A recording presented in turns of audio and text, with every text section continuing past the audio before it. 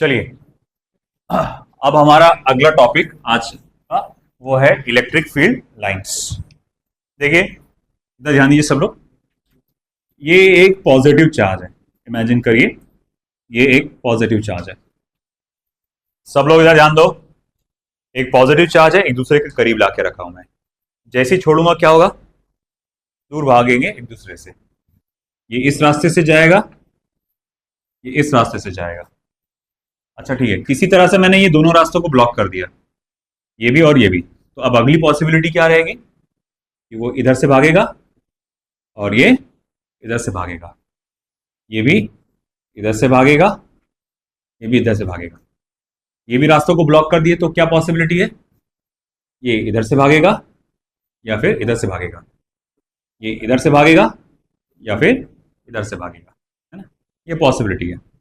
इसी तरह से एक पॉजिटिव और एक निगेटिव चार्ज है, ये एक दूसरे को क्या करेंगे? अट्रैक्ट। तो अगर ये एक दूसरे को अट्रैक्ट करेंगे, तो अगर मैं कहूंगा ठीक है भाई, जैसे ही छोड़ूंगा तो क्या होगा? सीधा वो इसी लाइन में आके एक दूसरे को अटैच हो जाएंगे। अगर ये रास्ता ब्लॉक कर दिया तो यहां से या फिर यहां से, इनको भी ब्लॉक कर दिया तो यहां से या फिर यहां से। अच्छा ठीक है, इनको भी ब्लॉक कर दिया तो यहां से या फिर यहां से। तो ये आपको एक लाइंस नजर आ रही है इस तरह से। यानी ये लाइंस क्या है? ये है path followed by the given any charge, है ना? कि एक चार्ज जब किसी और चार्ज के इलेक्ट्रिक फील्ड में रखा जाता है ना, और वो अगर मोशन में होगा तो किस किस रास्ते से जा सकता है, तो हम लोग उसको बोलते हैं path followed by the given charge when placed in the electric field of any other charge. और इसी कॉन्सेप्ट को कहते हैं इलेक्ट्रिक लाइंस ऑफ फोर्स या इलेक्ट्रिक फील्ड लाइंस। ये एक डेफिनेशन है। या एक दूसरी डेफिनेशन ये आती है, these are the lines of electric field, these are the lines of electric field which indicates the direction of electric field at that point। ये इलेक्ट्रिक फील्ड की लाइंस है। जैसे ये लाइट आती है तो लाइट चारों तरफ फैली हुई है, उसमें से एक बारीक लाइन पकड़ता हूं जिसको मैं रे ऑफ लाइट कहता हूं। ये क्या बताता है रे ऑफ लाइट? कि लाइट कहाँ जा रहा है, कौन से डायरेक्शन में जा रहा है, वही ना। तो similar to that electric field lines क्या है? They are the lines of electric field that indicates the direction of electric field. They are the lines of electric field that indicates the direction of electric field at that point। ठीक है ना? अब इन electric field lines को लेकर कुछ important properties है जिन पे हमको बहुत ज्यादा ध्यान देना है, और उसमें बेस्ड डायग्रामेटिकल क्वेश्चंस आते हैं, जैसे कि आपको नोट्स में नजर आ रहे होंगे, है ना? उसके पे बेस्ड कुछ क्वेश्चंस आते हैं। तो चलिए एक एक करके उनकी प्रॉपर्टीज को देखते हैं। सबसे पहली प्रॉपर्टी क्या कहते हैं?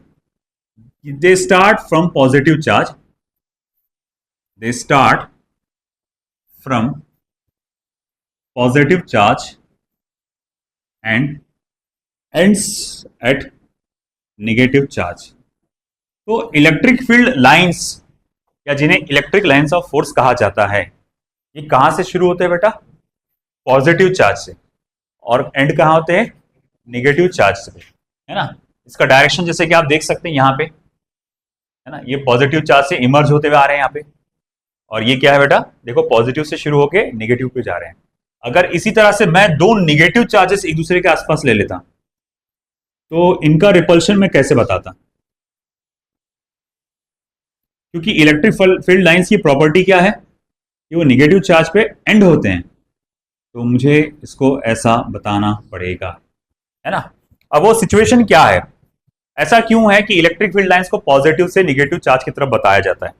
उसका एक और नाम क्या बोला गया है? Electric lines of force, force लगाने वाली लाइन। देखो, ये फोर्स किस किस के बीच में है? पॉजिटिव चार्ज के बीच में और नेगेटिव चार्ज में। इसमें हाथी कौन है और चींटी कौन है? मॉडर्न फिजिक्स बताओ, हाथी कौन है, चींटी कौन है? जिन्होंने मॉडर्न फिजिक्स पढ़े वो बताओ। हाथी है आपका पॉजिटिव चार्ज, एटम, है ना। और आपको चींटी वाला मामला कौन है, इलेक्ट्रॉन, है कि नहीं। बहुत बड़ा साइज, अगर मैं कहूँ ना ये कमरा, अगर कमरा पूरा एटम है तो बीच में एक छोटा सा न्यूक्लियस होता है और उससे भी छोटा इलेक्ट्रॉन होता है, इतना छोटा। तो अगर एक हाथी और एक चींटी दोनों रस्सी से पकड़ के एक दूसरे को खींच रहे हैं, तो क्या मैं ये बोल सकता कि चींटी ने हाथी को फोर्स लगा के खींच लिया?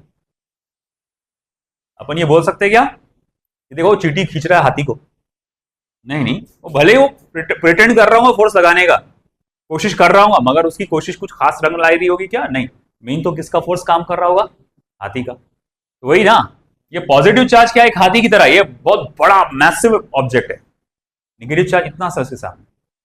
हालांकि दोनों एक दूसरे पे फोर्स लगा रहे, मगर सही मायने में देखा जाए तो कौन किस पे लगा रहा, पॉजिटिव नेगेटिव माना जाएगा। इस तरह से आप याद रख सकते हैं कि पॉजिटिव चार्ज से वो फोर्स शुरू होता है, नेगेटिव चार्ज पे खत्म होता है। अगला रूल ये कहता है, प्रॉपर्टी ये कहती है, they are normal to the surface,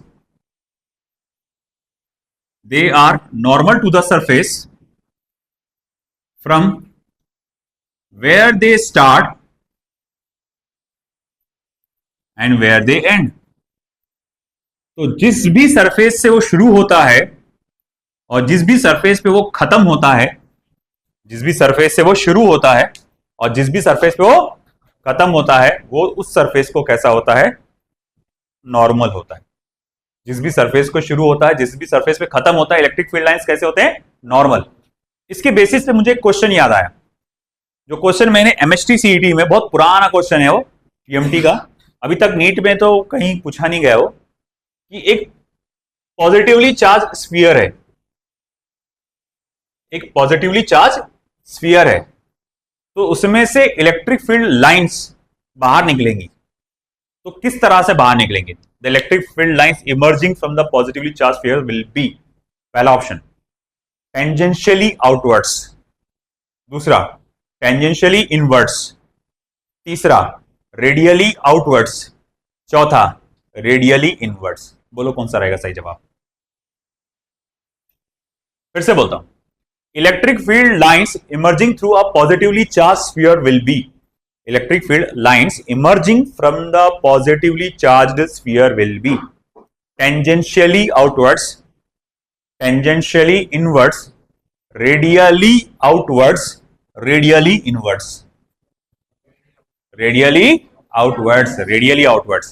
कई लोगों के दिमाग में टेंजेंशियली आया होगा, ये ऐसा होता है टेंजेंशियली, वो सरफेस को परपेंडिकुलर नहीं होता, वो रेडियस को परपेंडिकुलर होता, वो रेडियस को परपेंडिकुलर है, ये इसको है परपेंडिकुलर, सरफेस को तो जीरो है वो। तो इलेक्ट्रिक फील्ड लाइन ऐसी निकलती है बाहर, टेंजेंशियली नहीं, इस तरह से बाहर निकलती है, रेडियली आउटवर्ड्स। और वही अगर निगेटिवली चार्ज स्फीयर होता तो रेडियली इनवर्ड्स, है ना। एक आसान सा क्वेश्चन। तो they are normal to the surface from where they start and where they end. चलो ठीक है, electric field lines never intersect each other, electric field lines आपस में कभी भी इंटरसेक्ट नहीं करेंगे। कभी भी आपको कोई भी, अगर मान लो कि ये पॉजिटिव चार्ज है और ये निगेटिव चार्ज है, इलेक्ट्रिक फील्ड लाइन आई ऐसी और ये ऐसी आ गई, क्या नजर आया यहां पे? इंटरसेक्शन, ये पॉसिबल ही नहीं है। तो इलेक्ट्रिक फील्ड लाइंस कभी भी आपस में एक दूसरे को इंटरसेक्ट नहीं करती है। अगला point, fourth point, tangent drawn on electric field lines at any instant represents the direction, instant के वजह at any position होना चाहिए, at any position represent the direction of electric field at that position। tangent drawn at any position, जैसे कि मान लो इस जगह पे मैं टेंजेंट बना देता हूं, ये वाली जगह पे इलेक्ट्रिक फील्ड लाइंस कुछ इस तरह से बाहर निकलेंगी। यहां बनाता हूं तो इलेक्ट्रिक फील्ड लाइंस का डायरेक्शन इधर रहेगा, मतलब हो रहा है ये कि इस जगह पे अगर देखा जाए तो इलेक्ट्रिक फील्ड लाइंस तो जाना चाह रहे थे इधर, किसी फोर्स ने उसको अंदर खींच लिया। यहां पर इलेक्ट्रिक फील्ड जाने वाली थी इधर, किसी फोर्स ने उसको इधर खींच लिया। जैसे कोई ऑब्जेक्ट जब सर्कुलर मोशन परफॉर्म करते, एक रस्सी, एक पत्थर को रस्सी से बांधो, गोल गोल घुमाओ, हम कहते हैं डिस्प्लेसमेंट का डायरेक्शन ये था, मतलब वो जाने वाला था इधर, मगर किसी चीज ने उसको अंदर खींच लिया। तो इसीलिए उसने कहा है कि जब भी आप टेंजेंट ड्रॉ करते हो किसी भी पॉइंट पे इलेक्ट्रिक फील्ड लाइंस पे, तो वो क्या रिप्रेजेंट करता है, डायरेक्शन ऑफ इलेक्ट्रिक फील्ड उस जगह पे क्या होगा। आई बात समझ में? ठीक है, अगला पांचवा, electric field lines can pass through insulator but cannot pass through conductor। Electric field lines insulator से तो पास हो सकते हैं मगर कंडक्टर से पास नहीं हो सकते। ऐसा क्यों? देखो, अगर मैं बोलूं कि यहां देखो एक मेरे पास पॉजिटिव चार्ज है और ये नेगेटिव चार्ज है, बीच में एक इंसुलेटिंग बॉडी रखी हुई है, बीच में एक इंसुलेटिंग बॉडी रखी गई है, क्या होगा, इलेक्ट्रिक फील्ड लाइन यहां से निकलेंगी और यहां तक पहुंच जाएगी, कोई फर्क नहीं पड़ने वाला। क्यों नहीं पड़ने वाला? क्योंकि रास्ते में कौन बैठा हुआ है, इंसुलेटर। इंसुलेटर कोई रिकामा नहीं है, उसके पास फालतू के फ्री इलेक्ट्रॉन्स है या नहीं, ये इलेक्ट्रिकली कैसा है, न्यूट्रल है। इलेक्ट्रिकली कैसा है, न्यूट्रल है। तो अगर वो इलेक्ट्रिकली न्यूट्रल है तो इसको पॉजिटिव चार्ज से क्या लेना देना। हाँ, अगर ये निगेटिव चार्ज होता तो वो उसे अट्रैक्ट करता, अगर पॉजिटिवली चार्ज होता उससे तो रिपेल करता। वो तो इलेक्ट्रिकली क्या है, न्यूट्रल है। तो इसीलिए इलेक्ट्रिक फील्ड लाइंस आराम से चले जाती है, कोई प्रॉब्लम नहीं होता, आर पार चले जाती है उसके। आप आराम से देखते हैं कि ये पॉजिटिव चार्ज बिल्कुल इसको फोर्स लगा के खींच सकता है, मगर अगर यहां कंडक्टर रहा, मान लो ये कंडक्टर रहा, कंडक्टर है हालांकि इलेक्ट्रिकली न्यूट्रल है, इलेक्ट्रिकली न्यूट्रल है, मगर होगा क्या, उसके इलेक्ट्रॉन्स कैसे हैं, फ्री टू मूव। तो ये पॉजिटिव चार्ज क्या करेगा मालूम क्या, इसके निगेटिव चार्जेस को इधर साइड खींच लेगा, है ना, और इसके पॉजिटिव चार्जेस को इधर ढकेल देगा।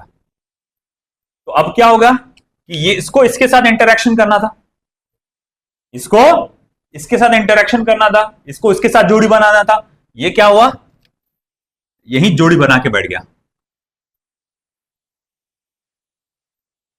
है ना, ये क्या हुआ, यही जोड़ी बना के बैठ गया। आई बात समझ में कि भैया हमने क्या देखे कि भाई हमने ये सोचे थे कि भैया ये जाके इसको इंटरेक्ट करेगा, ये जाके इसको फोर्स लगाएगा, मगर हमने क्या देखा कि यहां फ्री इलेक्ट्रॉन्स होने की वजह से क्या किया इसने, इनके फ्री इलेक्ट्रॉन्स को अपनी तरफ खींच लिया, पॉजिटिव चार्जेस को इधर ढकेल दिया, जिसकी वजह से ये यहां पर ही बैंड हो गया और ये भी यहीं पे बैंड हो गया, है ना। तो ये यहां से जो इलेक्ट्रिक फील्ड लाइन जो इमर्ज हुई थी, क्या यहां तक पहुंच पाई, क्या हो बीच में खत्म हो गई हो, तो लेकिन इस वजह से। Okay,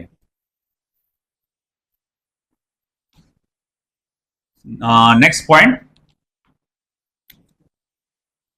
electric field lines are parallel and at equidistance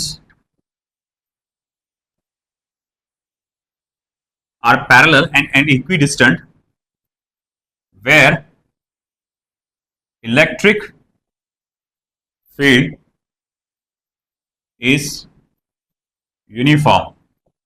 electric field lines are parallel and equidistance. Electric field lines parallel होते हैं और इक्विडिस्टेंट होते हैं, मतलब डिस्टेंस उनका कैसा होता है, सेम होता है। कहां पर ऐसा, जहां पर इलेक्ट्रिक फील्ड इंटेंसिटी कैसी होती है, यूनिफॉर्म होती है। वहीं seventh, electric field lines are crowded where intensity is high and widely separated where intensity is low। जहां पर इलेक्ट्रिक फील्ड इंटेंसिटी ज्यादा होती है, मैं ये देखता हूं कि वहां पे इलेक्ट्रिक फील्ड लाइंस क्राउडेड होते हैं, पॉइंट ए पॉइंट बी। मैं आपसे पूछूंगा इलेक्ट्रिक फील्ड की ताकत यानी इंटेंसिटी कहां पे ज्यादा है, तो पॉइंट बी पे ज्यादा है। क्यों ज्यादा है? क्योंकि यहाँ पे इलेक्ट्रिक फील्ड लाइंस कैसे है? क्राउडेड है, और यहाँ कैसे है? वाइडली सेपरेटेड है। तो इसीलिए इलेक्ट्रिक फील्ड लाइंस कैसे है यहाँ पर, sorry widely electric field intensity कैसी है यहाँ पर? कम है। ये बात समझ में आपको? कोई पॉइंट बचा क्या इसमें?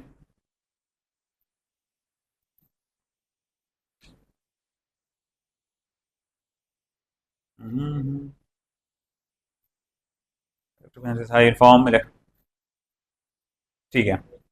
इस मामले में एक दिया हुआ है इलेक्ट्रिक फील्ड लाइंस, 8 नंबर का पॉइंट, एग्जिबिट लॉन्जिट्यूडनल कॉन्ट्रैक्शन। इसमें अगर कहीं पे इलेक्ट्रिक फील्ड लाइंस में ये लॉन्जिट्यूडनल कॉन्ट्रैक्शन जैसा नजर आ रहा है, यहाँ कॉन्ट्रैक्ट होते हुए नजर आ रहे हैं, जैसे कि आप फिगर ए में देख सकते हैं, वहां पे जो इसी टाइप का फिगर है, थोड़ा सा यहाँ पर प्रॉपरली बनाया हुआ है, इसमें यहाँ पर ऐसा और क्राउड बताया हुआ है।